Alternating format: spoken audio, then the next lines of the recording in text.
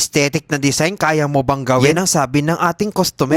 Hindi nga. Hello mga B! Ko nga pala si Komi, yung masayaing florista dito sa Saudi Arabia. And for today's Bulaklak Serye, nagtanong nga yung ating customer kung kaya ko daw ba gayahin. Ipapakita niya na screenshot. So meron siya pinakita sa akin na screenshot, tapos super aesthetic naman talaga nung design na pinapagaya niya. Super viral nga yung design na ito. So kumuha lang pala ako ng balot mga B, tapos pinutol ko siya na parang ganyan. Ano siyang dome shape design. Kukunin natin yung base part niya, tapos itutupi-tupi natin ng ganyan. Iga-guide natin yung mga fingers natin para magkaroon siya ng parang BB design na parang ganyan. Gumawa na rin ako ng marami, tapos ilalagay na natin dito sa prepare natin na lalagyan. Para madalian tayo mga B, nakalagay na dyan yung scotch tape. Tapos ikot lang tayo ng ikot sa scotch tape at patong lang tayo ng patong. Buti na lang mga B, meron tayong ganitong kulay pambalot kasi nga very aesthetic talaga yung kulay ng mga ganito. Mga nude colors. Hindi masyadong matingkad. Talagang bagay na bagay at very viral talaga. Gumawa na rin ako ng maliit, tapos linagay ko dyan. Tapos mga B, maglalagay din tayo ng ribbon, pero hindi ordinaryong ribbon. Gamitin din natin yung pambalot mismo, tapos itutupi-tupi natin siya na parang ganyan. Para magagawa ka ng pamaypay. Archangel na naman. Tapos mga B, pa nagawa na natin, i-crampod lang natin yung pinakagitna, tapos babalutan natin ulit siya ng pambalot para matakpan yung pinagkrampolan natin. Tapos magiging malaking ribbon na siya mga B. I-secure natin. Mainit na hot glue para hindi maghiwa-hiwalay. Tapos magiging malaking ribbon na siya. O diba? Very fantastic. Tapos mga B, maglalagay din tayo na parang ribbon na parang pababa. Siyempre, dito natin ididikit yung ribbon na ginawa natin na malaki. Hindi na natin kailangan ng ribbon mga B. Kasi ang laki na ng ribbon na ginawa natin na improvise. O diba, lalagyan pa lang mga B.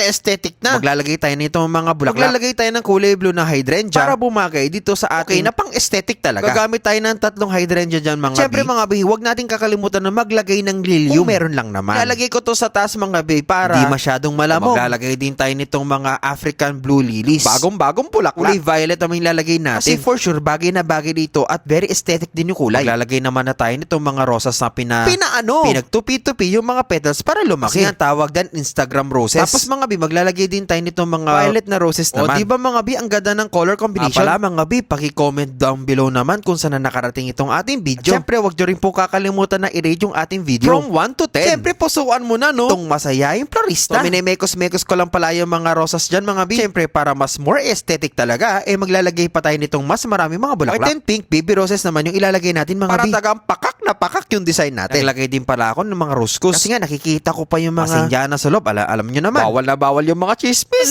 Marites yarn. Pero maglalagay din tayo nitong thorium na kulay pink. Para talagang aesthetic itong ating design. O isprayan na natin itong ating bouquet na aesthetic flower bouquet. O diba mga B, sobrang ganda nitong ating design. Talagang tuwang-tuwa yung ating customer kasi gayang-gaya daw yung picture na pinakita niya. Diba mga B, nagandaan po ba kayo? Abay, syempre comment down below. Mag-share na rin para magkaroon ng blessing sa katapusan. Mag-like, mag-follow at mag-subscribe para sa mas marami pa mga bulaklak serye. Hatid sa inyo ng one and only na masayaing florista dito sa Saudi Arabia. Syempre mga B, walang iba kundi si Komi. So paano ba yun mga B? Kita-kits ulit sa susunod na bulaklak serye. Follow for more!